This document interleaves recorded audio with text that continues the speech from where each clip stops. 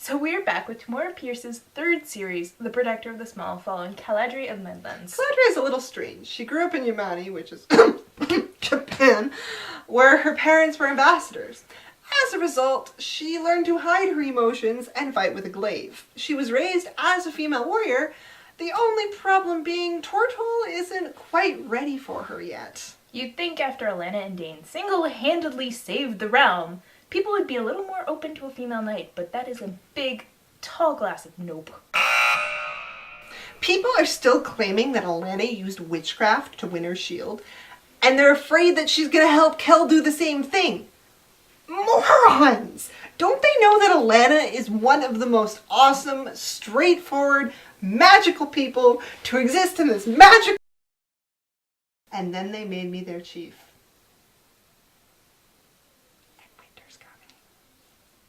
So of course King Jack asks, knowing Jonathan, when did I stop being able to stand him?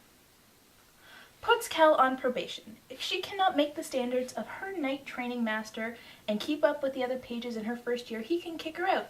No questions asked. Thus begins Kel's long quest against bullies. She puts a halt to the hazing rituals by getting into fights, she makes friends, adopts some birds, proves that her leadership skills are out of control, and gets through her first year. And then the next 3 after that.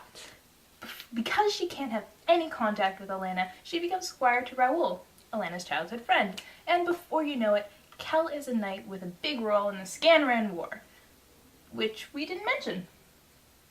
Scanran War. Pretty simple. The Scanrans have been sizing up Tortall for years. Points if you read the book and remember that they were the people Roger of Kant had kidnapped Alanna so that they could get at Jonathan. Anyway, war threatens through the first 3 books, and by the time Kel wins her shield, it becomes an all-out battle, which would be all fine and dandy. I mean, this situation's got to be indescribable. The only real problem is that there's this mage being funded by the Scanrans who's making deadly mechanical spiders out of bits and bolts that can tear a man limb from limb. And oh yeah, the secret ingredient? Dead children. So Dane and Nomare make a few appearances. Alanna and George are spotted. Raoul is a main character, but Pierce, master of character development that she is, evil, evil woman, has let us see Jonathan from another perspective, and it is not flattering. A scheming bastard is what he is. Someone who will give away to popular opinion if that's what it'll do to keep the country together, rather than fight for what's right. But, you know, this could also just be Kel's worldview. It doesn't stop you from getting angry about it, though.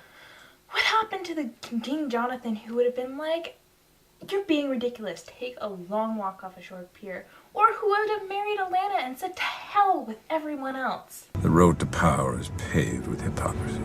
Kel is less intriguing for me than the other heroines. She's good, but she really just wants to be a knight, and when I say knight, I mean knight with a capital K. Remember all those other talks throughout the rest of the other series about how chivalry is impossible to uphold? Yeah, she just ignores those. Granted, the series is called Protector of the Small. Come on, they had trouble keeping to the pirate code, and that was pretty damn simple. How hard do you think it's going to be to uphold chivalry? Take what you can. Give nothing back. Kel will do everything and anything for anyone. But you never see her being selfish. She has her flaws, but they're less relatable. Alanna wanted adventure. Kel wants to save people. When you do compare Kel to the other heroines, you notice some few interesting differences. For one thing, Kel is the only heroine who doesn't have magic. For another, she's the only heroine who doesn't receive divine intervention. She doesn't actually suffer for these lacks, though. She does get by pretty well. And she's not alone, she has a Neil. I want a Neil. All the sarcasm and ironic self-effacing humor. What would you do with a Neil? I'd keep him in my pocket and feed him treats for his sarcastic comments, and I'd poke him. Okay, I'm sorry I asked. Yeah. Neil is Kel's first and best friend, and they have a certain chemistry. And of course, because he's her closest and best friend, Pierce obviously breaks the pattern and doesn't have her marry him, or even date him. Say what? Just when you think you have this woman locked down and get her pattern, she goes and breaks it. What the hell, Tamora Pierce? How am I supposed to turn my brain off if Kel doesn't go on and describe Neil's eyes in battle? And she doesn't even end up with someone. How is that for breaking a pattern? This is my heaven. Well, therefore, the Dean is a genius, and I will die protecting his vision. Kel is, in a lot of ways, a response to Alanna.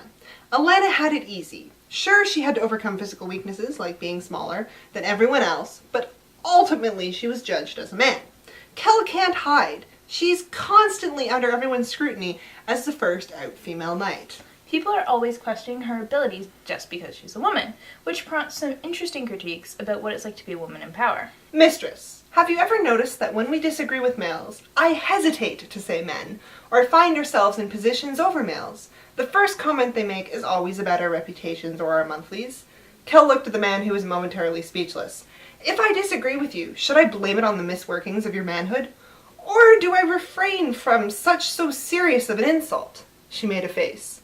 Far more serious, of course, than your hint that I am a whore. Kel explores the backblows of what it's like to be ahead of her time. Alanna and Dane just kind of happen to be women. Kel is the first one to actually make a point out of it. The best part about this book is if you come into it thinking that Kel's squireship will be similar to Alanna's, you're going to get a sharp kick in the ass. No, I don't know what I expected. Pierce hasn't forgotten that she kicked the anthill in the last book. After the Immortal Wars, the world has changed irrevocably, and that means knighthood gets an overhaul too. Pages are trained in the art of fighting immortals and people. They work on jousting and hand-to-hand. Squires go out in the fields with their knights and learn the ropes and ways Alanna never did. I can't tell you how nice it is to see this world grow so organically. So, this concludes our review of Tamora Pierce's Protector of the Small series. Last but not least, we're going to take a look at Alanna's daughter. Sorry, Pierce month has taken its toll on her. Bye guys!